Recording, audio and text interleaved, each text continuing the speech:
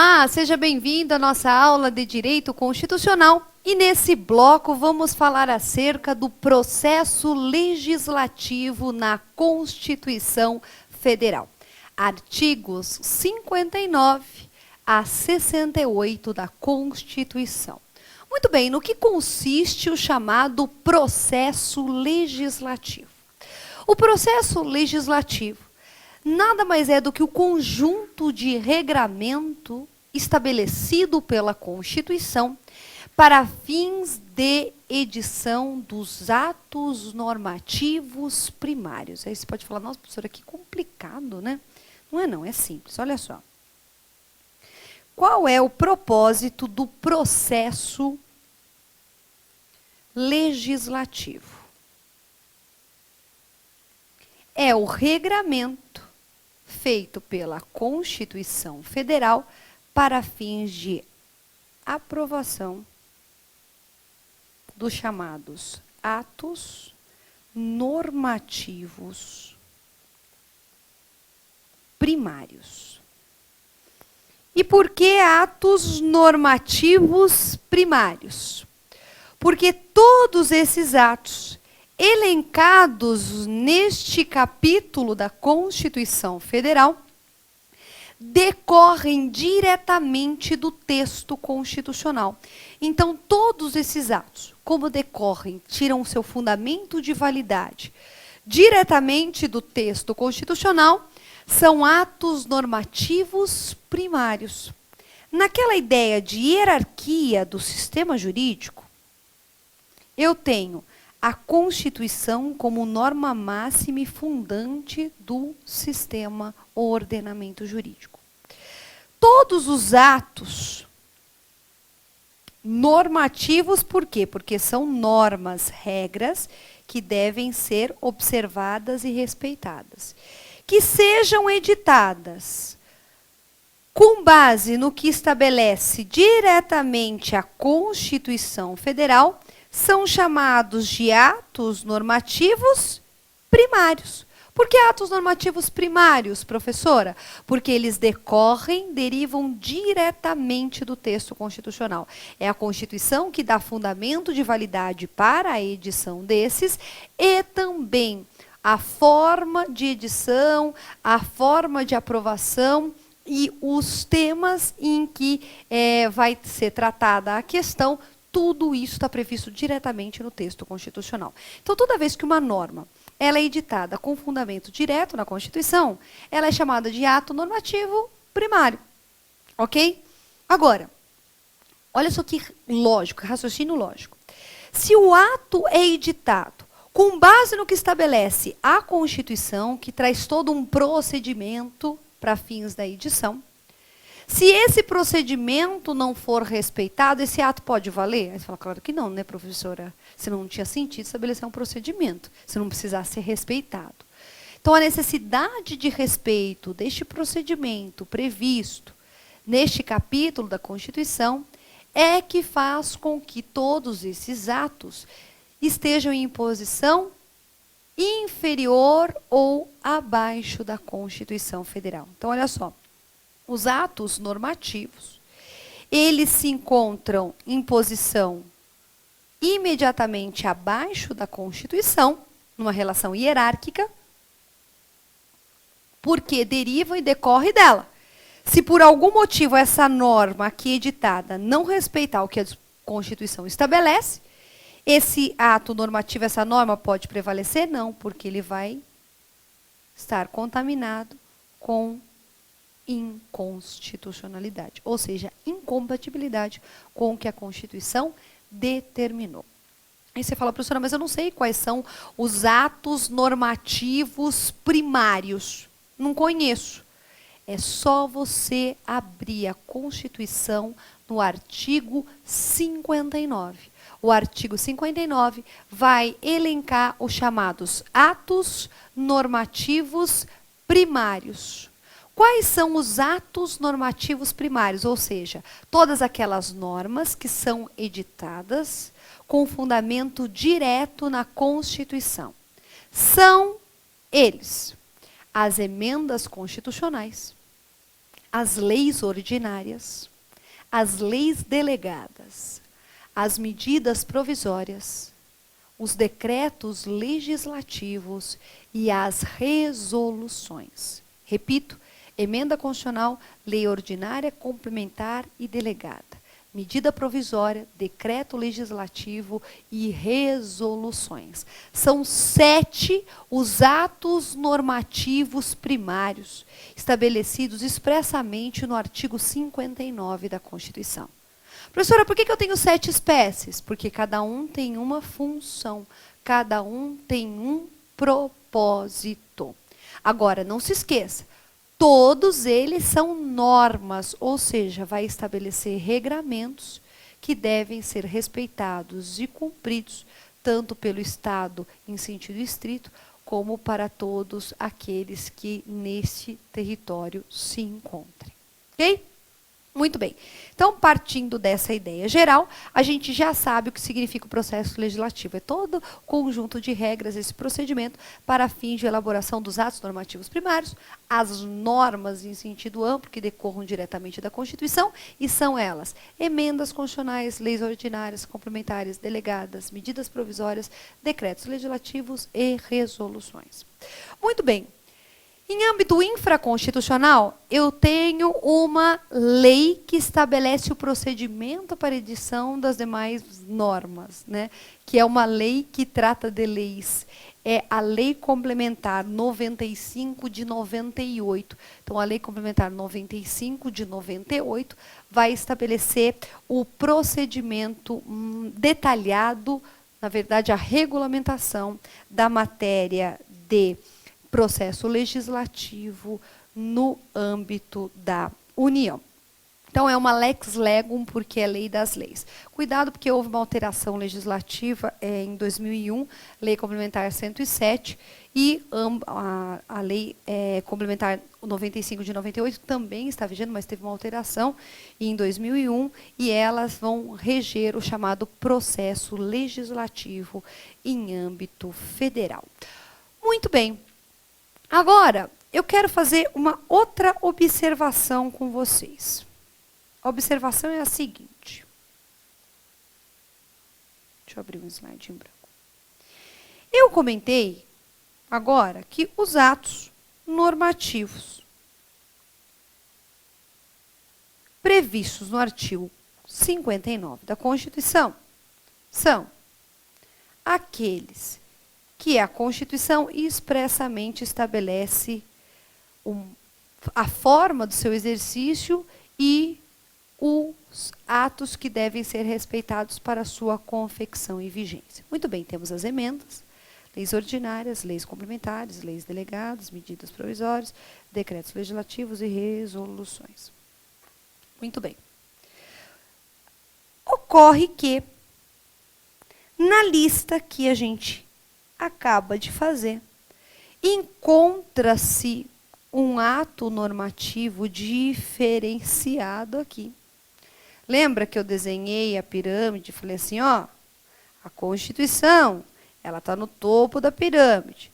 Os atos normativos primários são aqueles que estão hierarquicamente abaixo da Constituição. Então, são os que decorrem diretamente dela, por isso primários, mas que devem guardar correlação com ela, de qualquer forma estão abaixo, hierarquizados. Não acabou de falar isso? Muito bem. Acontece que as emendas constitucionais, elas não estão num nível inferior. Elas estão no mesmo patamar, na mesma prateleira da Constituição. Afinal de contas, eu tenho documento constitucional, então tem lá artigo 1º até o artigo 250. E todas as vezes que eu quero alterar o texto de um dispositivo constitucional, eu vou ter que obrigatoriamente realizar essa alteração por meio de emenda constitucional. Então, tecnicamente, a emenda nada mais é do que o instrumento apto para alterar o texto da própria Constituição. Aí você fala, professora, que estranho. Então, como que a emenda constitucional é ato normativo primário? Ela não é ato normativo primário, porque ela não está abaixo, não vem primeiro, depois da Constituição. Ela altera o próprio texto da Constituição. Então, na verdade, nós temos uma questão muito interessante aqui. As emendas constitucionais, elas, diferente de todas as outras espécies normativas, elas não decorrem diretamente do poder legislativo. Elas não decorrem do poder legislativo típico, atividade, vamos colocar assim, atividade típica legislativa, que é legislar, editar atos nos termos do que a Constituição estabelece. As emendas constitucionais, elas decorrem do poder constituinte. Em outras palavras, Então, as emendas constitucionais, elas são exercício de poder constituído. Por que constituído e não constituinte, professora? Porque a Constituição estabelece a forma do exercício. Derivado, reformador. É exatamente por essa razão que as regras das emendas, artigo 60, elas são diferentes das regras das demais normas elencadas no 59. Esse procedimento exclusivo das emendas é desse jeito estabelecido, porque é uma decorrência de exercício de poder constituído derivado reformador, ou seja, a possibilidade de alterar o próprio texto da Constituição. Então, a emenda, ela está aqui no mesmo patamar e altera o texto constitucional. Aí você fala, professora, então não é ato normativo, não devia nem estar aí. Tem uma consequência importantíssima. Importantíssima.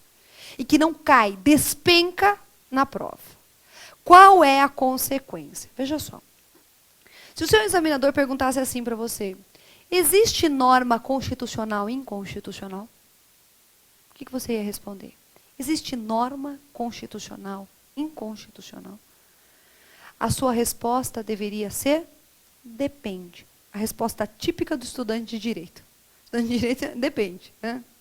Depende. Depende do quê? O seguinte, essa norma constitucional, ela decorre da redação originária da Constituição? Ela é originária do texto constitucional? Se a resposta for sim, ela é originária, então não existe inconstitucionalidade de norma originária. Por quê? Porque constitucionalidade é seguir os ditames que a Constituição estabelece. Só que não existia Constituição, é originário, então não existia limite. Lembra das características do poder constituinte originário? Soberano, autônomo, inicial, ilimitado, incondicionado. Então, se não há limite, não há que se falar em controle de constitucionalidade. Tudo que originalmente foi colocado na Constituição, obrigatoriamente é constitucional. Agora, olha só que interessante. A Constituição, neste capítulo, não vai tratar de todo o procedimento para as emendas constitucionais? Todas as vezes que esse procedimento não for respeitado, não for observado, como determinou o constituinte originário, pode haver alteração? Tecnicamente, não. Mas se mesmo assim eles aprovarem, esta emenda será inconstitucional. Isso significa que existe norma constitucional e inconstitucional? A resposta é sim, se essa norma constitucional decorrer de uma emenda que não respeitou aos ditames que a Constituição estabelece no artigo 60. Então, vejam só. Existe norma constitucional e inconstitucional? Sim, quando ela decorra de uma emenda constitucional que não observou os limites e os ditames que a Constituição determina. E aí, de novo, questão de raciocínio lógico. Se a Constituição estabelece um procedimento para a edição de outros atos, inclusive para sua própria alteração, e este procedimento não foi observado, é óbvio que esse ato vai ter um vício, ele vai estar contaminado. É exatamente a análise desse ato que não observou a formalidade que nós chamamos de controle de constitucionalidade. O que é controlar a constitucionalidade? Verificar se o ato editado é compatível com o texto constitucional. Só que eu só posso verificar a compatibilidade daquilo que decorra diretamente da Constituição. Isso significa que todos os atos elencados no artigo 59 da Constituição são passíveis de controle de constitucionalidade. Muito bem, partindo desta ideia geral, dessas considerações iniciais, vamos então falar acerca das emendas constitucionais. Artigo 60 da Constituição. Muito bem. Todas as disposições do artigo 60 são limitações ao poder de reforma da Constituição.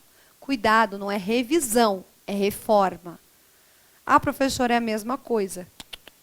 Revisão é geral, não está restrita a um tema ou a um dispositivo. A reforma ela é pontual, específica, voltada a uma temática. Ok?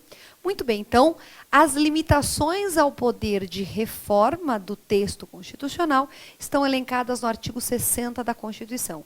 Então, tecnicamente, o que está no 60 não é poder legislativo, atividade típica legislativa, mas sim poder de reforma da Constituição, poder constituinte derivado reformador ou poder constituído derivado reformador. Muito bem, quais são as limitações à reforma constitucional que vai acontecer por meio das chamadas emendas constitucionais? Então, as emendas são os instrumentos normativos aptos para reformar, para alterar o texto constitucional em assuntos específicos ou artigos individuais. Muito bem, vamos dividir o seguinte. As limitações previstas no 60 podem ser divididas em limitações formais, materiais e circunstanciais. Não existem limitações temporais ao poder de reforma. Então, não existe tempo ao seu exercício, mas existe limitação formal, material e circunstancial. Vamos começar, então, com a limitação formal.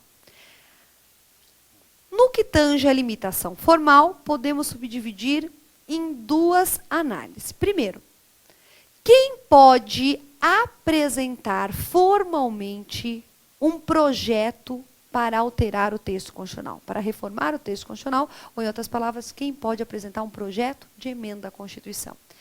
Quem tem prerrogativa de apresentar um projeto de emenda à Constituição, ou seja, iniciativa, são 3 grupos de legitimados. São chamados legitimados para as PECs.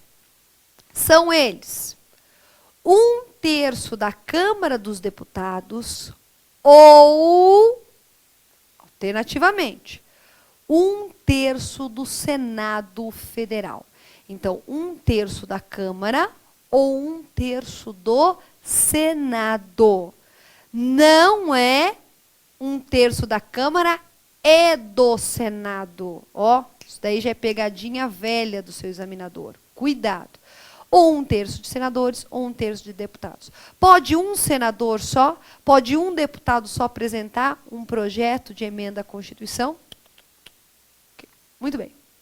Segundo, presidente da República. O presidente da República, de todos os legitimados, é o único que pode apresentar sozinho, singularmente. Então, o presidente da República tem legitimidade para apresentar um projeto de emenda constitucional. E, por fim, mais da metade das assembleias legislativas das unidades da federação, representada cada uma delas pela maioria relativa de seus membros. Você fala, complico? Olha só. O legislativo dos estados, eles podem conjuntamente propor alteração do texto constitucional, que vincula a todos a questão de soberania. Muito bem. Eles podem, mas haverá necessidade de mais da metade dos legislativos estaduais e conjunto ou distrital apresentarem. Então, se eu tenho atualmente 27, o que seria mais da metade? 14. Então, eu preciso de 14 assembleias legislativas. Sendo que cada uma delas vai ter que internamente concordar com a PEC, ou seja, aprovar a apresentação da PEC por maioria simples ou relativa de seus membros, ou seja, aqueles que estejam presentes à sessão. Muito bem. Vimos então quem são os legitimados para apresentar um projeto de emenda à Constituição. A questão é a seguinte: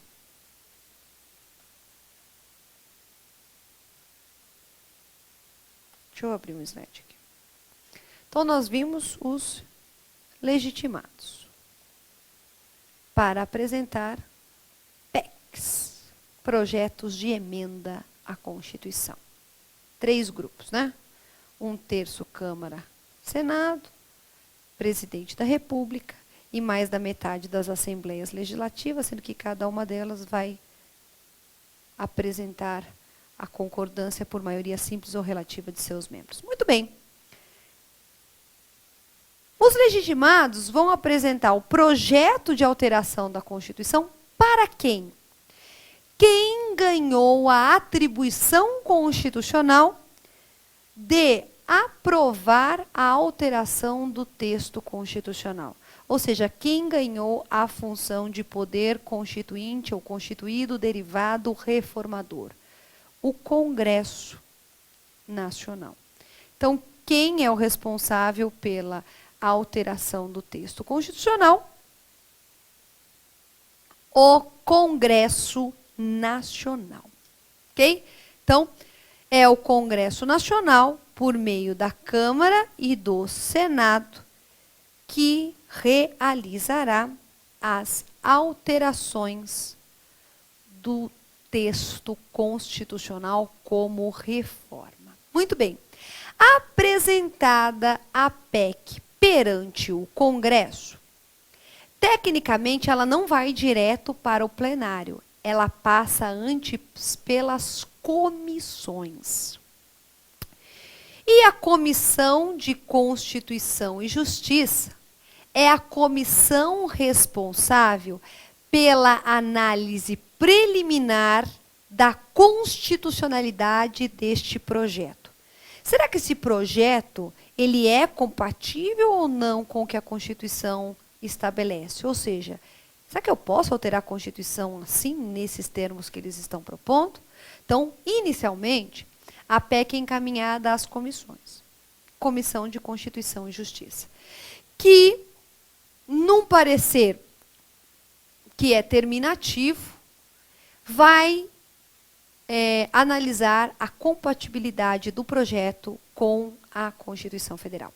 Se a Comissão de Constituição e Justiça falar, ok, tudo bem, está de acordo com a Constituição. Então, aí sim, o projeto é remetido para a votação do plenário. Muito bem. Agora, outra questão interessante que eu quero apresentar a vocês. Onde que começa a votação de uma PEC? Começa em que casa? Na Câmara ou no Senado? E a resposta é depende. Ela começa no Senado, se apresentada pelos senadores. 1/3, como nós vimos.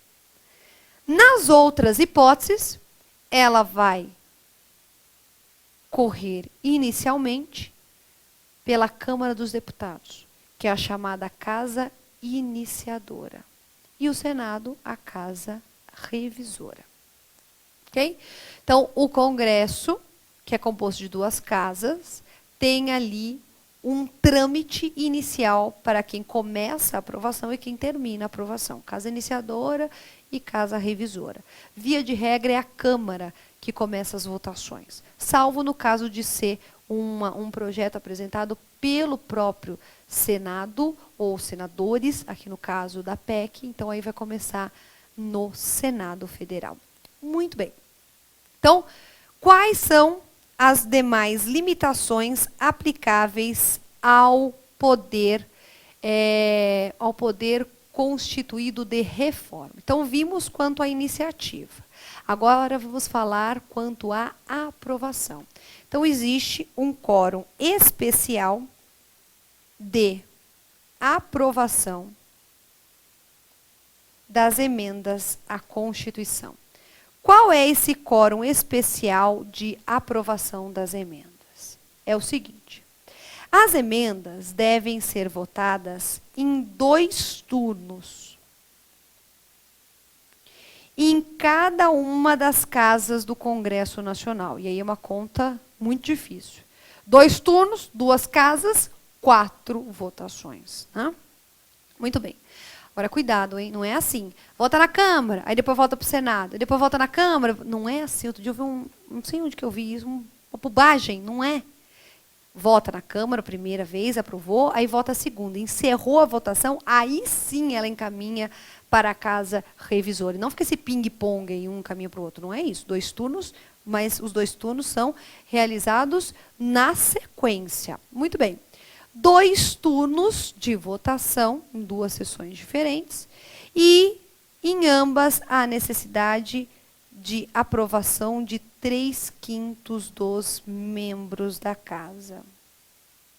Professora, quanto representa 3/5? 3/5 representa 60%. Ok? 60% dos membros da casa tem que concordar com a aprovação da emenda à Constituição. Cuidado, esse é um processo próprio e específico das emendas constitucionais.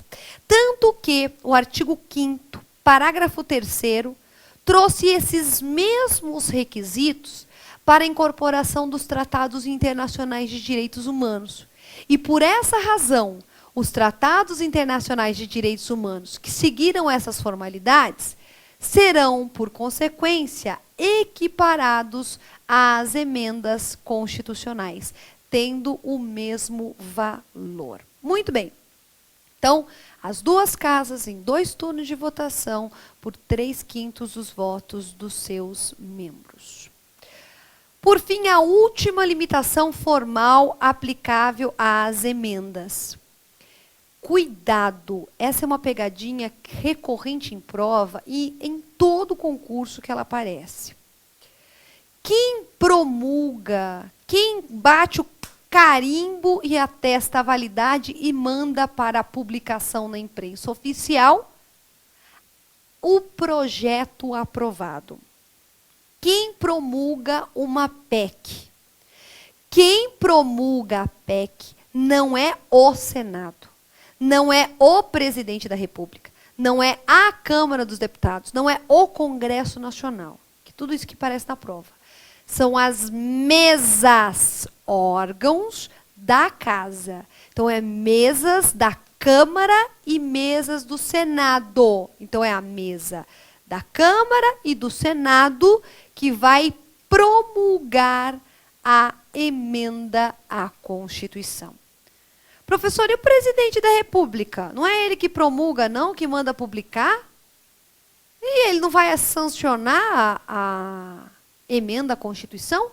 Porque geralmente acontece assim, ele sanciona, aí promulga, manda publicar. Não é função do presidente? Não nas PECs. Aqui não é poder de legislar. Aqui é poder de reformar a Constituição. Então, grave. Não existe sanção de emenda à Constituição. Até rima. Não existe sanção de emenda à Constituição. Por que não existe sanção? Porque o presidente da República não participa. Ele só participa potencialmente na propositura. Depois não participa mais. Ele não é consultado quanto à sua concordância ou não da alteração do texto constitucional. Por isso que quem promulga é a mesa da Câmara e do Senado. Então, quem pode apresentar a PEC, 1/3 da Câmara ou Senado. Agora, quem promulga é a mesa da Câmara e do Senado. Parece bobagem, mas esse inferno de trocar e por ou cai na prova e pode literalmente tirar o ponto que você precisa para ser aprovado. Então, muita atenção. Outra questão importante são as limitações materiais. Muito bem, as limitações de conteúdo. A Constituição, no mesmo artigo 60, parágrafo 4º, estabelece as chamadas limitações materiais ou temáticas à reforma. Ou seja, não é possível emendas constitucionais que visem abolir os temas elencados no 60, parágrafo 4º. Cuidado! É assim, é a atenção redobrada, é a sirene tocando. A Constituição, no 60, parágrafo 4º, fala que não é possível proposta de emenda constitucional tendente a abolir os seguintes temas. O que significa? Significa que se for uma emenda para acrescentar, para somar, para melhorar, para aumentar a proteção desses temas, sem problemas. O que eu não posso é restringir o âmbito de aplicação ou suprimir a situação, ou alterá-la no texto constitucional. Se for para agregar, muito bem, pode. O que não pode é restringir e retirá-la do texto constitucional. Toda essa temática elencada aqui. Essa temática, especialmente protegida, ela é intitulada de cláusulas pétreas. Então, o que são as cláusulas pétreas? As cláusulas pétreas são aquelas que não podem ser objeto de emenda constitucional. Errado. Como errado, professora? Cláusulas pétreas são aquelas que não podem ser abolidas da Constituição. Por quê? Porque pode ter emenda se for para acrescentar, se for para melhorar ou aumentar a proteção. São cláusulas pétreas. Vamos lá. Forma federativa de Estado. Muito bem, o que é a forma federativa de Estado? É literalmente a descentralização político-administrativa do Estado brasileiro em União, Estado, DF, município. Artigo 18 da Constituição. Não pode mexer nisso. 2. Voto direto, secreto, universal e periódico. Cuidado, o voto é cláusula pétrea. Em todos os seus aspectos, não. Por exemplo, no Brasil, o voto obrigatório está previsto na Constituição. Todavia, ele não é cláusula pétrea. E você não vai cair nessa pegadinha, porque eu não vou admitir. Seu examinador vai colocar lá, o voto obrigatório é cláusula pétrea. Errado. Ele tem previsão constitucional, mas pode ser feita uma PEC para alterar a obrigatoriedade do voto. Quais características, então, são cláusulas pétreas? Voto direto no indivíduo que está se candidatando. Secreto, não é divulgado, não é computado, né, atribuído o voto àquela pessoa. Universal, todo mundo vale um, né? Cada pessoa vale um voto. E periódico, que é renovado a cada períodos de tempo. Ok? Muito bem. Próxima cláusula pétrea. Separação dos poderes. artigo 2º da Constituição. São poderes independentes e harmônicos entre si, o legislativo, o executivo e o judiciário. Isso também não pode ser objeto de emenda à Constituição. Então, não poderíamos tirar e constituir um único poder. E, por fim, importante igualmente, os direitos e garantias individuais. Por que eu falei assim, bem devagar? Individuais. Porque, de novo aqui, o seu examinador malvado, ele não quer que você passe. Ele troca e coloca. Expressamente estabelece a Constituição, no artigo 60, parágrafo 4º, que é cláusula pétrea, direito e garantia fundamental. Errou. Então, olha só. Deixa eu abrir aqui de novo um slide para sistematizar a ideia. Então, direitos e garantias fundamentais. Título 2 da Constituição, artigos 5º ao 17. São espécies de direitos fundamentais, os individuais, os coletivos, os sociais, os de nacionalidade, os políticos, eleitorais e os partidos políticos, artigo 17. Muito bem. Então, os direitos individuais são uma das espécies de direitos fundamentais. Isso significa que expressamente é só o direito individual que é cláusula pétrea. Os demais são não expressamente. Todavia, o Supremo Tribunal Federal entende que os direitos, principalmente sociais, não poderiam ser objetos de emenda tendente a restringir ou a diminuir a proteção em razão do princípio da proibição do retrocesso. Quer dizer, a gente deu um passo social, a gente não pode voltar atrás nessa situação. Então, com base no princípio da proibição do retrocesso, é que o Supremo Tribunal Federal estende a proteção a também direitos de ordem social e coletivos. Muito bem. Para a gente finalizar, o artigo 60 também estabelece as chamadas limitações circunstanciais.